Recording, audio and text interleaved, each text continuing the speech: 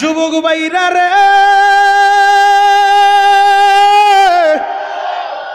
রহমাতুল্লিল আলামিন নবী আমার হিজরত কইরা মক্কা ছাইরা যেই দিন মদিনায় যাবেন, আপনারা সকলেই জানেন, কারণ এই আপনাদেরই নোয়াখালীর অনেক ছেলেরা সৌদি আরবে থাকে, কথা বলেন ঠিক কি না?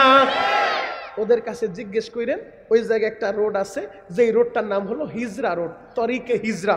এই রোড দিয়ে আমার নবী বের হয়েছিলেন হিজরতের রাতে। ওই জায়গায় একটা মসজিদ আছে, হিজরা মসজিদ। যারা সৌদিতে থাকেন যায় দেখাইছেন, অথবা যারা থাকে ওদের কাছে খবর নিয়ে দেখেন যে আমি শরীয়তপুরি সত্য বললাম না আবার মিথ্যা বললাম। তরিকে হিজরার ওই জায়গায় একটা মসজিদ আছে, হিজরা মসজিদ। ওই জায়গায় তখন তো মসজিদ ছিল না, তখন উঁচা পাহাড় ছিল। নবী আমার যেদিন রাত্রিবেলা হিজরত করবেন, আমার নবী মক্কাটা সাইরা যাইতে মন চায় না। কাবার প্রেম তার দিলের ভিতরে এতটা বেশি, আল্লাহ তুমি যদি এখনো বলো আমি কাবার পাশেই থাকবো, আমি সাইরা যাব না। কারণ হাজিরা যারা উমরায় যায়, হজে যায়, 1 সপ্তাহ 10 দিন 20 দিন কাবার পাশে থাকলে কাবার প্রতি এতটা প্রেম আর ভালোবাসা জন্মায় যায়, বিদায় তাওয়াফের সময় কোনো হাজি আর সইতে পারে না। গত 2 মাস আগে আমি আমার মা বাবারে নিয়ে আসি, মালিকের কাছে একটা চাওয়াই চাইছি, জীবনে যত বছর বাঁচবো বারবার তোমার ঘর দেখাইবা, প্রতিটা রমজানে তোমার ঘর আর তোমার নবীর রওজার পাশে আমি কাটাইতে চাই। কেমনে নিবা আমি জানি না মাওলা, তুমি নিবা। মালিকের কাছে চাইলে পাওয়া যায় কি যায় না? যুবক, আমি যখন আমার মা বাবা রেডি, গত 2 মাস আগের কথা বলছি, আসতেছিলাম বিদায়ী তাওয়াফ শেষ কইরা, আমি তখন বললাম, ও হাজিরা যারা আসছেন জানালা দিয়ে একটু ডানে বামে তাকাইতে থাকেন, এখন ওই কলক টাওয়ারটা দেখা যায়, ওই টাওয়ারের পাশেই তো খানায় কাবা বাইতুল্লাহ, ওই ঘরটার পাশেই তো আমার মাওলার ঘর। আর জীবনে আসতে পারবেন কিনা জানি না, হতে পারে এই যাওয়াটাই আপনাদের কার যেন জীবনের শেষ যাওয়া। এই কথাটা যখন বলছি, আহারে পুরা গাড়ির ভিতরে কান্নার রোল শুরু হয়ে গেছে। একজন হাজি কাঁদতে কাঁদতে জানালার সাথে মাথাটা দিয়ে বেহুশ হয়ে গেছে। হাজিরা সইতে পারে না, মাত্র 1 সপ্তাহ প্রেমে যদি এই অবস্থা হয়। আর আমার নবীর শৈশব কাটছে এই ঘরের পাশে, আমার নবীর কৈশোর কাটছে এই ঘরের কাছে, আমার নবীর জন্ম হয়েছে এই ঘরের পাশে। নোয়াখালীর বাইরা রে, এই ঘরটা সাইরা হিজরতের রাতে যখন নবী আমার বের হয়, আমার নবীর কলিজাটাও ছিঁড়া যায়, আমার নবীরও মনটা চায় না এই ঘরটা সাইরা যাবে। এরপরও আল্লাহর অর্ডার হয়েছে, কিছুই করার নাই, এই ঘর সাইরা যাইতে হবে। বাবা নবী আমার রওনা হয়েছে ওই হিজরা রোড দিয়া, বারবার ঘুরে ঘুরে তাকায় আর বলে, আল্লাহ এখনো যদি আপনি বলেন এই ঘরের পাশেই থাকবো। আমার নবী 13টা দিন সফর কইরা মদিনায় গেছে। এই দিক দিয়া মদিনার মানুষগুলা আমার নবীর লাইগা পাগল হয়ে গেছে। মদিনার যুবক বৃদ্ধ ছোট্ট বাচ্চাগুলা 13টা দিন পর্যন্ত বাবে মদিনা, মদিনায় প্রবেশদ্বার ওই বাব মদিনার ওই জায়গায় 13টা দিন সকাল থেকে বিকেল পর্যন্ত অপেক্ষা করতেছে কখন আমার নবী আইব। মক্কার মানুষেরা আমার নবীরে মারছে, আমার নবীরে রক্তাক্ত করছে, আর আমরা মদিনার মানুষেরা নবীর লাইগা কলিজাটা দিয়া দিব, ভিআইপি রিসিপশন দিব, নবীরে রিসিভ কইরা আমরা মদিনায় ঢুকাইব। বাবে মদিনার এই জায়গায় দাঁড়ায় আছে, 13টা দিন অপেক্ষা করে। বিকালবেলা সবাই চইলা যায়, আবার পরদিন সকালবেলা চইলা আসে কখন নবী আইব, নবী আইব। 13 দিনের মাথায় সবাই যখন বলে মনে হয় আজকেও নবী আইব না, চলো আমরা বাড়ি চইলা যাই, আগামীকাল সকালবেলা সবাই চলে আসবা। হঠাৎ করে তোদের মতো একটা যুবক রে ভাই খেজুর গাছের মাথার উপর থেকে এমন জোরে ডাক মারছে, ও মদিনাবাসী তোমরা যাইও না, যাইও না, একটু অপেক্ষা করো। ওই যে মরুভূমির মাঝখান দিয়া 2টা লোক মদিনায় ঢুকতাছে, মদিনায় ঢুকতাছে। ও মদিনার মানুষেরা শুনছনি, মনে হয় আসমানের 4টা মরুভূমিতে নাইমা গেছে, মনে হয় ওইটাই আমার নবী, আমার নবী মদিনায় আসতাছে, মদিনায় আসতাছে। তোমরা যায়ও না যায়ও না।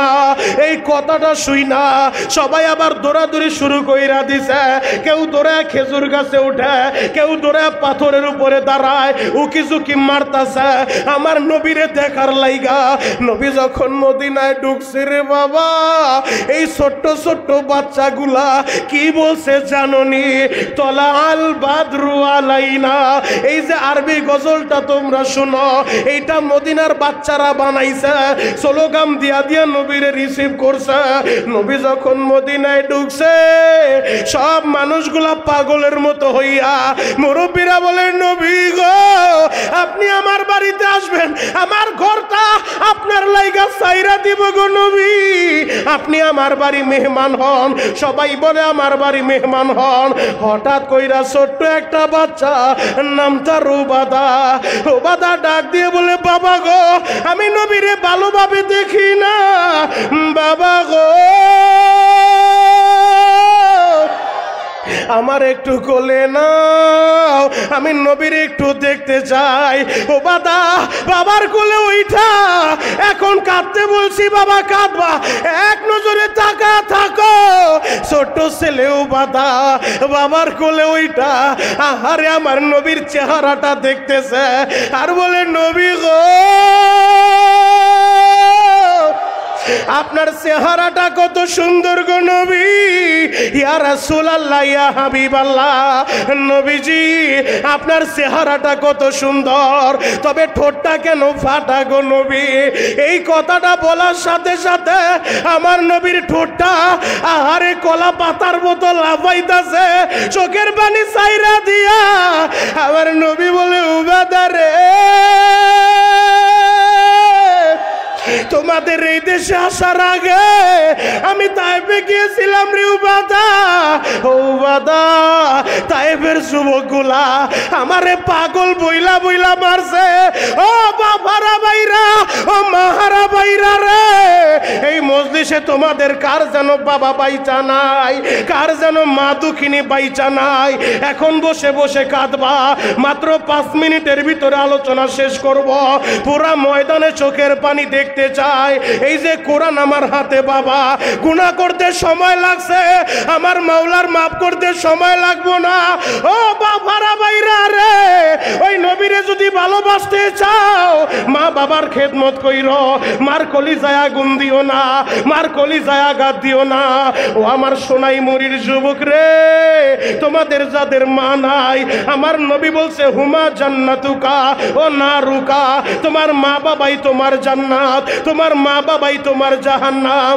এরে যুবক, তোমাদের যাদের বাবা নাই হয়তো তোমরা বুঝবা, আর যার বাবা আছে হয়তো আমার ব্যথা বুঝবা না।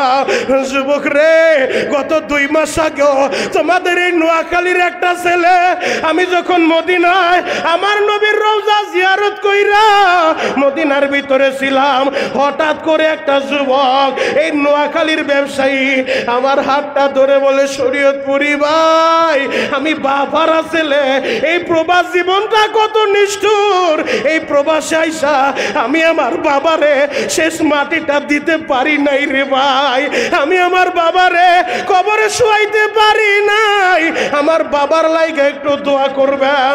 এর যুবক, এই যে নূর হোসেন যেই ছেলেটা আলেম ওলামারে নিয়ে আসে, কামরাঙ্গীর স্যারের পিসাব চইলাইছে। ও যুবক বন্ধুরা, এই নূর হোসেনের বুকটা ফাইরা দেখো, ওর বাবার লাইগা কত ব্যথা, ওর বাগনা 2টা আমার খেদমত করে আর দোয়া চায়, হুজুর আমার নানা দুনিয়ায় বাইচা নাই, কিন্তু আমার নানু ভাই খুব ভালো মানুষ।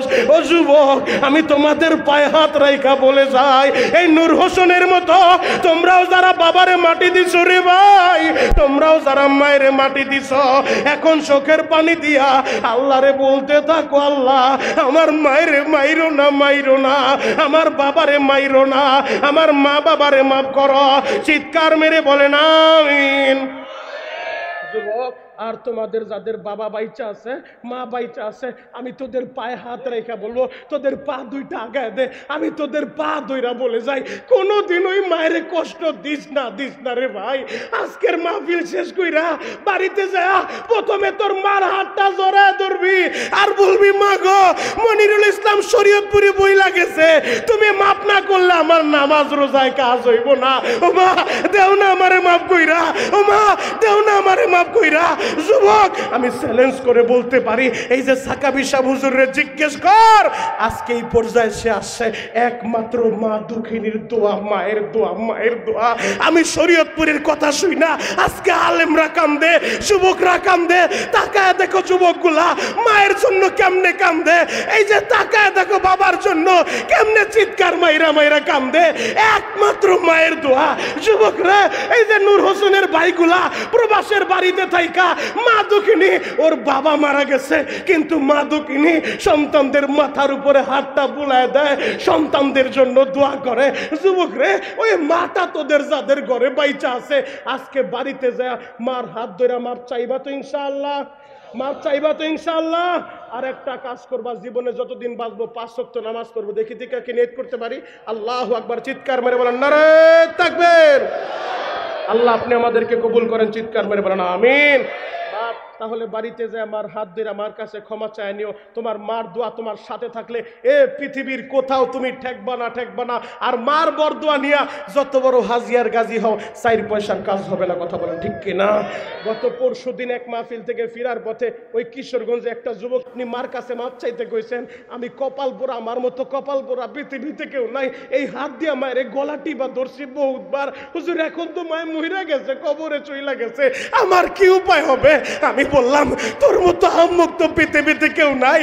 আরে কত যুবক মা হারায় কান্দে, আর তুই তোর মায়ের জীবিত থাকা অবস্থায় মার গলা চাইবা চাইবা ধরছস। তুই এক কাজ কর, কবরের পাশে যায় যায় চোখের পানি জড়াবি আর বলবি, আল্লাহ আমার মায়েরে তুমি মাইরো না, মাইরো না, আমার মার কবর জান্নাতের বাগান বানাও। আল্লাহ যদি তোর মায়েরে মাফ করে, তোরে মাফ করলে দিলেও দিতে পারে। যুবক তাহলে তোমাদের যাদের মা আছে, মার কাছে আজকে বাড়িতে যায় মাফ চাইবা তো ইনশাআল্লাহ।